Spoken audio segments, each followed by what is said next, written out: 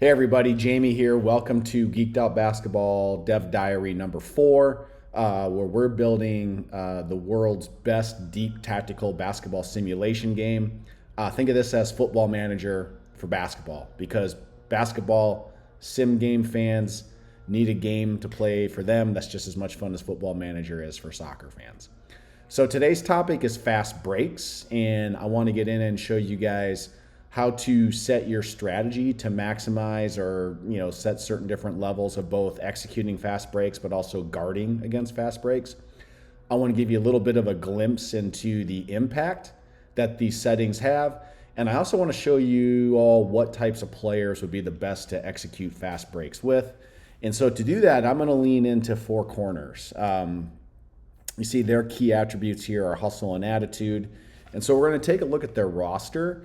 And the big thing that Four Corners has that makes them a great fast break team is they have a lot of high endurance players. You can see their top 4 rated guys all have an endurance of 7 or higher. Their top 3 are 9 or higher, which means you're going to be able to run a lot of fast-paced strategies, not only fast breaks, but also full court presses and half court traps and very aggressive defenses and high tempo offenses.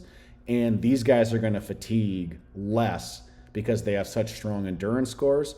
But there's a few other things that Four Corners brings to the table that makes them a pretty strong fast break team as well too. The number one is you can see their top big man, Jeffrey Jackson, has a decent basketball IQ as well, right? He has a basketball IQ of 6, and he has pretty decent passing ability as well too. So if you're playing him, if he's the guy who gets the rebound, he's going to be more apt to make the proper read if he should be executing a fast break outlet pass, and if so, he'll be able to execute it better than most. Their other big man, Warren Davis, down here, not so much. You see he's got a 3 IQ and a 3 passing.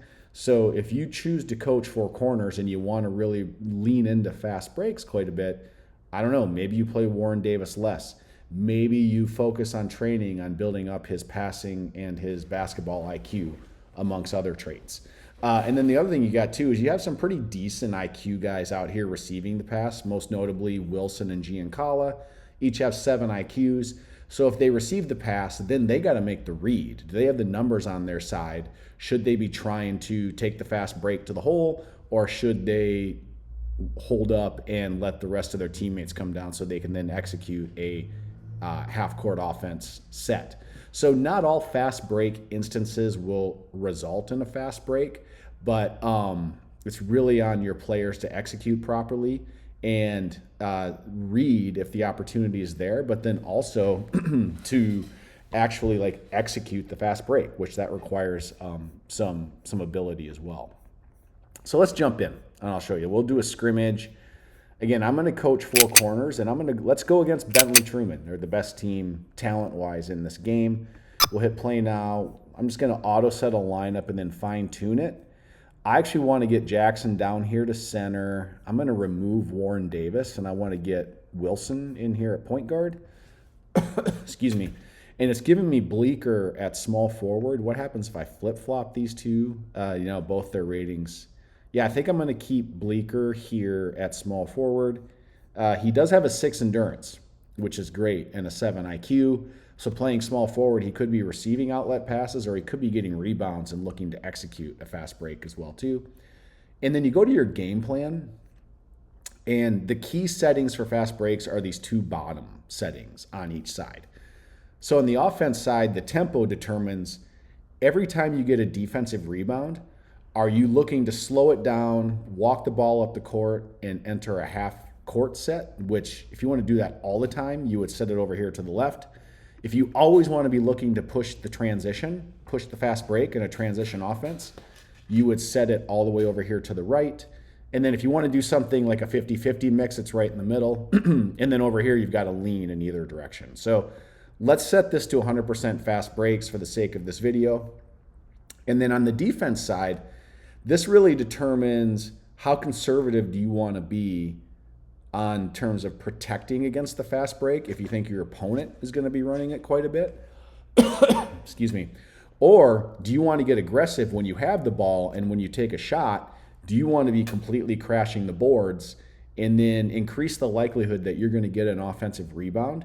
But if your opponent gets the defensive rebound and they're looking to enter the fast break, then you're going to be left naked back there. You're going to be left wide open, and they're going to be able to execute an easy layup, most likely.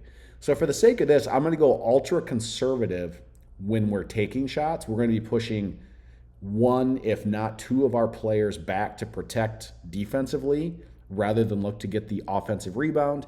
And then again over here, we're going to be looking in every defensive rebound instance we get ourselves. We're going to be looking to see if we can get into a fast break. So everything else I'm going to leave right down the middle just because I really want to focus on fast breaks. But just like all things with this game, it's, things don't happen in a vacuum. As you're running a lot of fast breaks, it's going to impact other components of your game. Your players are going to fatigue faster. There's going to be more opportunities for you and your opponent to commit fouls, to force turnovers, to do other things like that. So let's go to the game, and let's just press the quarter. And again, as a reminder, your controls are down here. I'm not going to get into those too much, but you can change play calls and settings in real time down here. You're not controlling anything here. This is just players executing to the settings that you have. Now you see we were on defense. We did release a guy to receive the outlet, but they made the shot, so there was no opportunity to execute a fast break. Here you can see we're on offense. We're going to send at least one, if not two, back to guard against the fast break when we shoot. We sent one back. We missed it. They got the rebound, and I don't know if they were in a fast break instance or not, but they didn't execute it. If they were in a fast break instance, the fact that we had a defender back might have impacted or would have impacted that. All right, let's watch this again. Again, we maxed this out. So we sent two guys back this time. There was a shooting foul, so no opportunity for a fast break. But here it is. Now they're executing a fast break, and they got it. Okay. So, again, animations are going to get more diverse. Right now, it's pretty basic animation for fast breaks.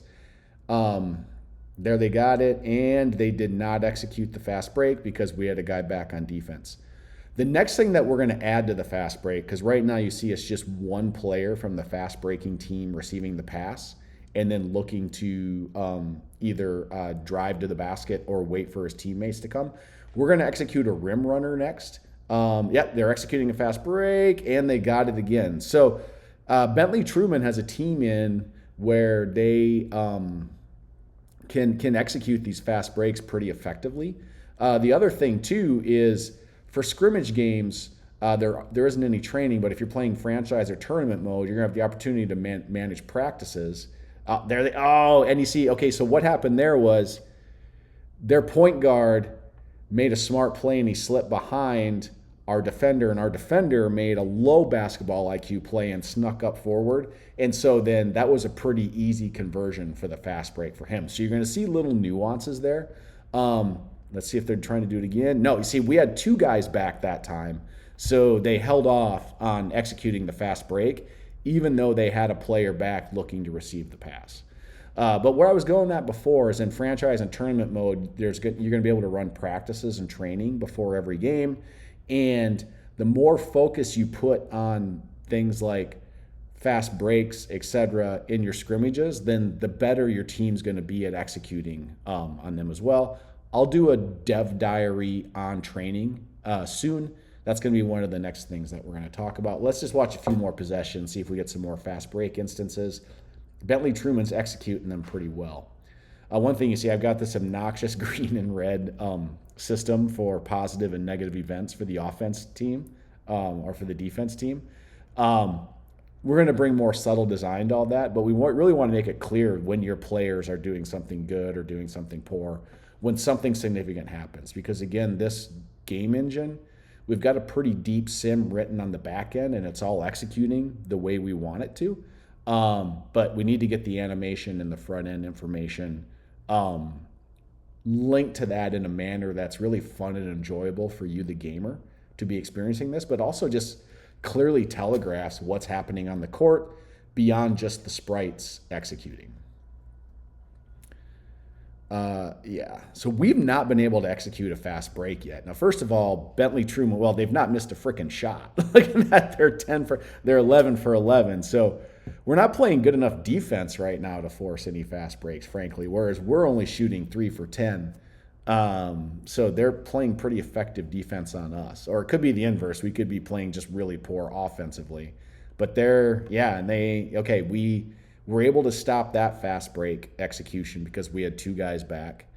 And Bentley Truman has some pretty high IQ guys. So if they receive a fast break outlet pass, they finally missed one. We got the board and we did not execute the fast break. So I think I need to put some more information here to really telegraph to you like when a fast break instance was there, but it didn't get executed. Right now, if a guy releases and gets back, that is a fast break instance.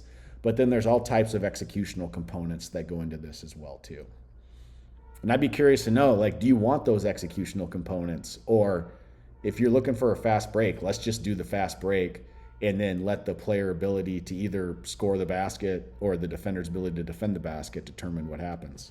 Yeah, that could be something as well too. I will always lean to more realism in execution, depth of execution. So that's what I would look to do. But again, look at, they're 12 for 13. They're just not missing anything this half. Hence, we're trailing 24-10. Let's let the rest of the quarter play out, and then we'll call it a video. Yeah, our offense is struggling. Okay, we were able to contain their fast break attempt there. One little note, we do need to fine-tune the outlet pass animation on some of these. And there's a little weirdness with the end. Oh, there, we executed one. Finally, we got some fast break points. It's interesting. They've,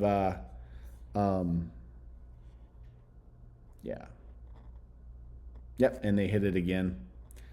So they're they went 13 for 15 in that quarter, whereas we shooting went 6 for 15, so not that great. So hope that gives you a little bit of glimpse. Again, fast breaks are just one of a multitude of components into this game.